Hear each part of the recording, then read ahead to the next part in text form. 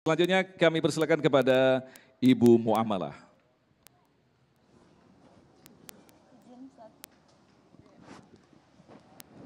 Baik, Assalamualaikum warahmatullahi wabarakatuh. Pertanyaan kami adalah, adakah adab dalam dunia ini bagi para saksi palsu? Ataupun nanti di akhirat adakah siksaan nanti di akhirat? Hanya itu yang dapat saya sampaikan. Kalau mohon maaf. Assalamualaikum warahmatullahi wabarakatuh.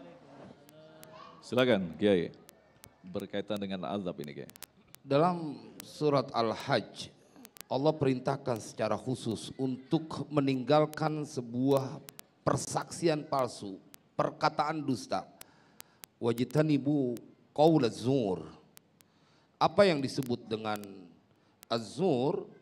Maka kullu ma ada al-haqqa, segala sesuatu yang dia bertolak belakang dengan kebenaran, itu disebut az-zur. Batilun, kadzibun, dusta juga. Lah, kalau dia disebut adalah dosa besar dari rangkaian dosa-dosa besar, maka berlakulah banyak betul ayat Al-Quran bercerita tentang mereka yang bersaksi palsu secara menyeluruh karena mereka tidak melaksanakan perintah Allah. Innalladzina kafaru wa kadzabu biayatina ulaika ashabun nar hum fiha khalidun. Orang-orang yang ingkar, orang-orang yang mendustai ayat-ayat kami, enggak dijalanin perintah Allah. Gara-gara takut sama pimpinannya, gara-gara disuap dengan uang yang enggak seberapa. Dia lebih berani memilih itu daripada kemudian menghindar karena takut kepada Allah. Maka hati-hati, kata Allah, yang pantas buat mereka cuma api neraka. Dan lebih cilakanya lagi, hum fiha khalidun, mereka akan kekal selamanya. Orang-orang yang berkata dusta, bersaksi palsu, pasti orang munafik. Apa yang disampaikan dalam Al-Quran tentang orang munafik? Innal munafiqina fid darkil asfali minan nar. Dia paling dasar, paling bawah. Kenapa? Karena mereka menyusahkan orang yang tidak bersalah dari lantaran persaksiannya. Dia hanya mengambil keuntungan sendiri, pasti ada motifnya. Dia pasti dapat iming-iming sehingga bersaksi palsu. Ente senang sesaat, tapi bakalnya menderita sepanjang waktu.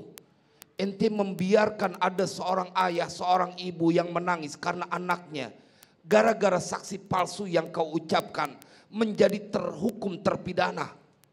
Belum lagi janji ancaman dari baginda Rasulullah ketika Nabi bertanya, atadruna manil muflis? Kau tahu nggak orang yang bangkrut kelak di yaumil qiyamah? Orang-orang yang datang mereka dengan amal kebaikan tapi kemudian dituntut dari lantaran mereka berbuat zalim pada manusia pada saat di dunia. Cuman nggak ada yang bisa ngebales. Ente kalaupun lolos di dunia, bakalan waktunya mereka yang ente zolimi akan menuntut nanti di yaumil qiyamah. Disebut pengadilan paling adil. Alaihissallahu biahkamil hakimin. Maka itu jamaah sekalian berbahagia, kita berharap betul negeri kita dipimpin oleh orang-orang yang takut kepada Allah, supaya mereka bisa menegakkan kebenaran, memberikan sesuatu sesuai dengan apa yang mereka lakukan, yang disebut dengan berlaku adil. Kita nggak boleh putus asa. Di negeri kita ini 250 juta rakyatnya, masih banyakkan yang takut sama Allah dibanding mereka yang menciderai hukum di negeri ini. Apalagi kalau mereka adalah orang-orang yang paham dengan apa yang diancam oleh Allah dalam Al-Quran. Nggak berani dia, nggak berani. Saya pernah ketemu, ini jamaah haji saya ini Mas Agung. Dia bilang, Ustadz, ada duit 850 juta di atas meja saya. Cuman pengen sekedar berubah doang tuh pasal. Saya nggak mau, karena saya takut sama Allah. Itu duit nggak seberapa dibanding saya harus direndam di api neraka. Waliyadzubillah. Tapi fakta orang-orang jujur di negeri ini kelewat banyak, itu mah segelintir doang. Makanya mau dibersihin dari Kepolisian Republik Indonesia supaya lahirlah mereka para bintang yang mereka sadar bintang itu diletakkan oleh Tuhan yang Maha Rahman. Pertanggungjawaban mereka kepada Allah. Mudah-mudahan ini menjadi manfaat. Nah Kiai, kalau kita lebarkan pada level hikmah, ketika sebuah komunitas banyak dihuni oleh orang-orang jahat. Salah satunya adalah banyak yang memberikan kesaksian palsu. Sedangkan sebagian orang beriman ada di situ. Artinya apakah Allah memang memberikan pelajaran untuk membiarkan kejahatan terjadi sebagai pelajaran bagi kita? Atau memang kita lemah dalam menghadapi kejahatan ini, Kiai? Hadis yang tadi adalah perintah dari baginda Rasulullah yang disampaikan oleh Kiai Hilmi. Qulil haqqa walau kana murran. Ente kudunya berkata yang hak. Jangan diem, apalagi mengkhianati negeri ini. Ente walaupun mati sebagai pejuang buat negeri ini. Dan ente mati di jalan Allah.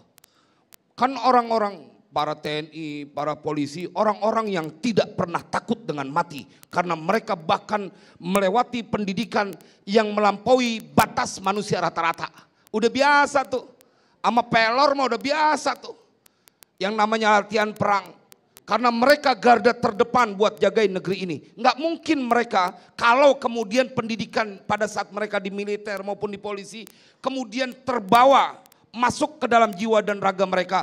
Mereka adalah orang yang tidak akan pernah mengkhianati negeri ini. Karena mereka adalah orang-orang terbaik di negeri ini. Yang akan membawa kedamaian buat negeri ini. Nah kalau ada oknum ya kelarin tuh oknumnya beresin.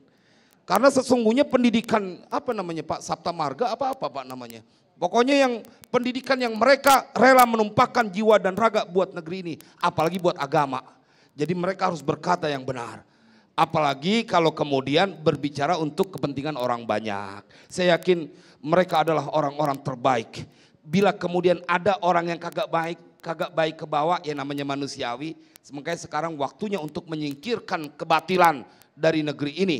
Dengan mereka orang-orang yang cinta kepada kesatuan Republik Indonesia. Baik, terima kasih Kiai. Ustadz Hilmi masih ada sedikit waktu. Kita sering menghadapi dalam kondisi tekanan di mana kita harus bersaksi palsu oleh atasan. Dan ketika kita menyampaikan kebenaran, kita dipecat. Akhirnya kita tidak punya pekerjaan. Nah artinya ekonomi ini kan butuh life adjustment, penyesuaian hidup yang tidak sesederhana kita katakan. Ustadz, bagaimana ketika kita menghadapi kondisi seperti ini?